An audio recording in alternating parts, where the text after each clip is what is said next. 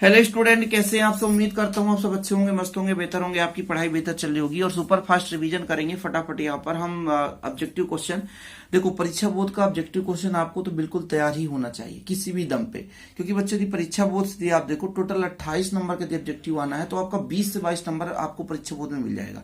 चलिए फटाफट पहला क्वेश्चन देखिए, जर्मेनियम क्रिस्टल में वर्जित ऊर्जा अंतराल कितना होता है? तो 1.12 इंटू 10⁻19 जूल, 1.12 गुणे 10⁻19 जूल होता है।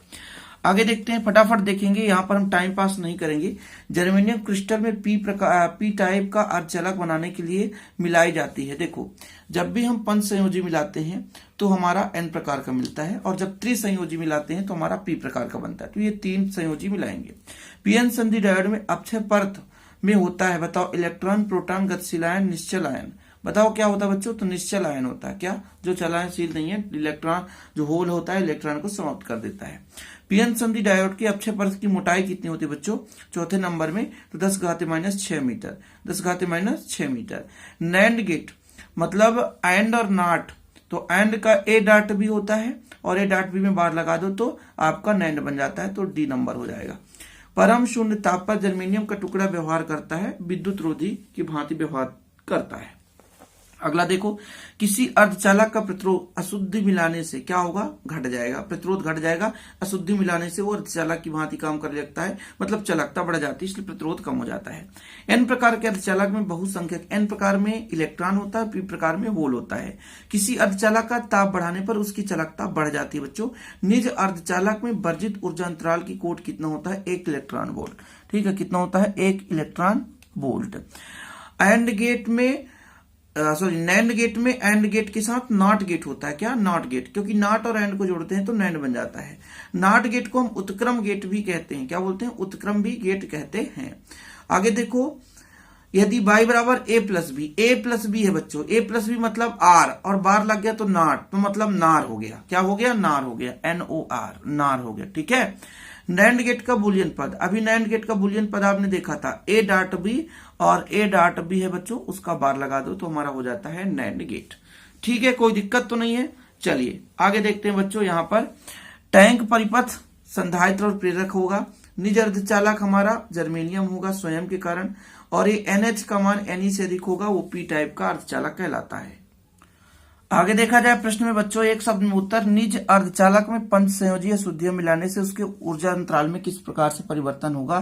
तो ऊर्जा अंतराल में कमी आ जाती है। जब त्रिसंयोजी मिलाते हैं बच्चों, ठीक है, तो इसमें भी ऊर्जा अंतराल कमी हो जाएगा। कोई भी मिलाएंगे ऊर्जा अंतराल में कमी आएगी। चालन इलेक्ट्रॉनों का अपवाह्य वेग होलों के अपवाह्य वेग से कम होता है या अधिक? बताओ, चालन इलेक्ट्रॉनों का अपवाह्य वेग होलों के अपवाह्य वेग से कम होता है या अधिक? बताना है भाई। तो चालन इलेक्ट्रॉनों का अपवाह्य वेग होल से अधिक होता है। पीएन संधि डायोड में पश्च बायस बढ़ाने पर अक्षय परत की मोटाई किस प्रकार से परिवर्तित होती है? चौथा नंबर है बच्चों, पीएन संधि डायोड में पश्च बायस बढ़ाने पर अक्षय परत की मोटाई बढ़ जाती है। पश्च बायस में अक्षय परत की मोटाई बढ़ती है। किस बायस में पीएन संधि डायोड का प्रतिरोध बहुत अधिक होता है? पश्च बायस, जिसे उत्क्रम बायस भी कहते हैं, उसमें अधिक होता है। अगला है, लास्ट क्वेश्चन है, किस गेट को व्युत्क्रम गेट कहते हैं? तो नॉट गेट को व्युत्क्रम गेट कहते हैं। इस प्रकार से आपका अर्धचालक की युक्तियों से हमारा ऑब्जेक्टिव कंप्लीट। चलिए परमाणु से भी हम थोड़ा सा रिवीजन कर लेते हैं फटाफट। देखिए, हमने ऑलरेडी क्वेश्चन अपलोड कर दिए हैं, शायद आप लोग देखे होंगे, लेकिन फिर भी आप रिवीजन कर रहे हो ना, तो सुपर फास्ट रिवीजन पढ़ लेते हैं। रदरफोर्ड परमाणु मॉडल के अनुसार परमाणु के अंदर क्या होते? बताओ, परमाणु के अंदर इलेक्ट्रॉन स्थिर होते हैं, परिक्रमा करते हैं, केंद्रीकृत रहते हैं, क्या रहते हैं बच्चों? तो परिक्रमा करते हैं। परमाणु का आकार लगभग कितना होता है? 10⁻10 मीटर की कोटि का होता है। बोर के परमाणु मॉडल के अनुसार स्थायी कक्षा में इलेक्ट्रॉन का चाल Vn मुख्य क्वांटम संख्या N से किस प्रकार संबंध में होता है बच्चों? तो C/N, ये आपका पहला नंबर है। Vn बराबर C/N। रिडबर्ग नियतांक के पदों में बामर श्रेणी की प्रथम स्पेक्ट्रमी रेखा की तरंग संख्या क्या होती है बच्चों? तो 5r/5। ये आपका क्वेश्चन काम का नहीं है, जो काम का नहीं है उसे खत्म कहानी है ना। इसको देखो, बोर त्रिज्या का मान कितना होता है? यदि निम्नतम n का मान 4 है तो परीक्षित स्पेक्ट्रम संख्याओं कितनी होगी बच्चों? तो इसमें आपका 6 होगा। कितना? 6 होगा। बोर त्रिज्या का मान कितना होता है बताओ आप लोग?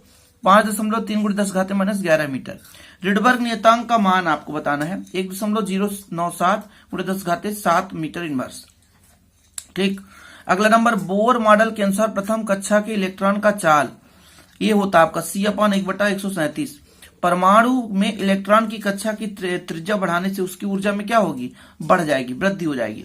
परमाणु होता है कैसा बच्चों, परमाणु आपका अनावेशित होगा, मतलब उदासीन, उसमें ना धन ना तो ऋण, क्योंकि जितना इलेक्ट्रॉन उतना ही प्रोटॉन होता है। चलिए आगे बात कर लेते हैं अपन रिक्त स्थानों की। तो रिक्त स्थान में पहला क्वेश्चन है, अल्फा कण में गाइगर मासडन प्रयोग की प्रयुक्त अल्फा कण की ऊर्जा कितनी होती है, 5.5, ठीक है, मेगा इलेक्ट्रॉन वोल्ट। ठीक, रदरफोर्ड परमाणु मॉडल के अनुसार इलेक्ट्रॉन की कुल ऊर्जा कैसी होती है बच्चों, ऋणात्मक होती है। हाइड्रोजन के दृश्य भाग में स्पेक्ट्रमी रेखाओं की सर्वप्रथम अध्ययन किसने किया था, बामर ने किया था। रिडबर्ग नियतांक R का मान 1.097 × 10⁷ मीटर इनवर्स होता है। इलेक्ट्रॉन नाभिक के चारों उनका कक्षाओं में परिक्रमण करते हैं, जिनका कोणीय समय h/2π का समगुणक होता है। हाइड्रोजन परमाणु की आनंद ऊर्जा कितनी होती है, 13.6 इलेक्ट्रॉन वोल्ट। ठीक है, चलो, हाइड्रोजन परमाणु को प्रथम उत्तेजित अवस्था में इलेक्ट्रॉन की कुल ऊर्जा कितनी होती है, -3.4 इलेक्ट्रॉन वोल्ट। ठीक है, ये आपका आंसर भी देके रखा है, एक बार फटाफट रिवीजन तो करना है। इसमें मिलान करो, बोर त्रिज्या कितना है बच्चों, आप लोग बताओ। तो बोर त्रिज्या होता है h² ε0πme²। En का मान कितना होता है, तो -me⁴ at n² ε0h²। Rydberg नियतांक का हमारा मान कितना है, me⁴ at ε0² ch³ होता है। Vn का मान कितना होता है, तो e²/2 ε0nh, और कोणीय संवेग nh/2π के बराबर होता है। अब हम बात कर लेते हैं एक वाक्य में उत्तर की फटाफट। किसी कक्षा में इलेक्ट्रॉन की ऋणात्मक ऊर्जा का क्या महत्व है, बताओ। नाभिक में जो है किसी कक्षा में इलेक्ट्रॉन की ऋणात्मक ऊर्जा का क्या महत्व है, इससे पता चलता है कि नाभिक और इलेक्ट्रॉन मिलकर बद्ध निकाय बनाते हैं, ये चीज है। यदि किसी परमाणु के अंदर इलेक्ट्रॉन स्थिर हो जाए तो क्या होगा, तो स्थिर हो जाए तो क्या होगा भैया, यदि इलेक्ट्रॉन स्थिर हो जाता है तो नाभिक के आकर्षण बल के कारण इलेक्ट्रॉन नाभिक की ओर आकर्षित हो जाएगा। सिंपल। नाभिक में कौन सा आवेश होता है, बता सकते हो आप, नाभिक में कौन सा, नाभिक में धन आवेश होता है क्योंकि प्रोटॉन होता है। बोर की त्रिज्या क्या है, हाइड्रोजन परमाणु की प्रथम की कक्षा की त्रिज्या को ही हम बोर की त्रिज्या कहते हैं। हाइड्रोजन परमाणु के प्रथम कक्षा की त्रिज्या को ही हम बोर की त्रिज्या कहते हैं। हाइड्रोजन परमाणु के स्पेक्ट्रम में बामर श्रेणी रेखा कब मिलती है, भैया ये खतरनाक है। हाइड्रोजन परमाणु के स्पेक्ट्रम में बामर श्रेणी रेखा कब मिलती है, जब इलेक्ट्रॉन उच्च ऊर्जा स्तर से दूसरे ऊर्जा स्तर में कूदता है तब हमें मिलती है। भाई पहला लाइमर है, दूसरा बामर है, तो उच्च ऊर्जा स्तर से द्वितीय में जाएगा तब बामर श्रेणी प्राप्त हो जाएगा। किसी परमाणु के नाभिक की त्रिज्या की कोटि कितनी होती है, तो आपने पढ़ा 10⁻⁻10। नाभिक परमाणु के आकार की कोटि 10⁻⁻10 मीटर, लेकिन नाभिक की 10⁻⁻14 मीटर। ठीक है, 10⁻⁻14 मीटर। परमाणु के आकार की कोटि 10⁻⁻10 मीटर। सिंपल है। निम्नलिखित में से अस्थायी कण कौन सा है, 4 ऑप्शन है, इसमें आपका अस्थायी न्यूट्रॉन बदल सकता है, प्रोटॉन नहीं बदलता है। हाइड्रोजन परमाणु की आयनन ऊर्जा कितनी होती है, 13.6 इलेक्ट्रॉन वोल्ट। अभी आप रिक्त स्थान में भी पढ़े ना। अल्फा कण क्या है बच्चों, हीलियम नाभिक को ही हम अल्फा कण कहते हैं। हीलियम है आपका, इसका परमाणु क्रमांक 2, परमाणु भार 4, इस नाभिक को ही हम अल्फा कण कहते हैं। इसके बाद थॉम्सन के परमाणु मॉडल का एक महत्वपूर्ण निष्कर्ष लिखना है आपको। थॉम्सन के परमाणु मॉडल, इसका एक महत्वपूर्ण निष्कर्ष बताना है। तो भैया इसका महत्वपूर्ण निष्कर्ष है कि परमाणु का विराम अवस्था तथा धनावेश संपूर्ण गोले के समान रूप से वितरित रहते हैं। रदरफोर्ड के द्वारा परमाणु के किस महत्वपूर्ण भाग की खोज हुई, रदरफोर्ड ने नाभिक की खोज की थी। बोर का क्वांटम प्रतिबंध क्या है, जो कोणीय संवेग है h/2π का गुणक होता है, पूर्ण गुणक होता है। n का मान हमारा 1 2 3 4 हो सकता है। तो ये हमारा बच्चों इस चैप्टर का हो गया, और इस चैप्टर में आपको पढ़ना रदरफोर्ड का परमाणु मॉडल, ये आपको पढ़ना है। ठीक है, ठीक, यहां से भैया 2 अंक वाले क्वेश्चन, 3 अंक वाला भी क्वेश्चन यहां से 2 अंक में बन सकता है। रदरफोर्ड का परमाणु मॉडल, और रिपीट भी कराया हूं मैं, हो सकता है आप लोग पढ़े होंगे। ठीक है, बोर की परमाणु मॉडल की अभिग्रहित पढ़नी है बच्चों, आप लोग पढ़ लेना।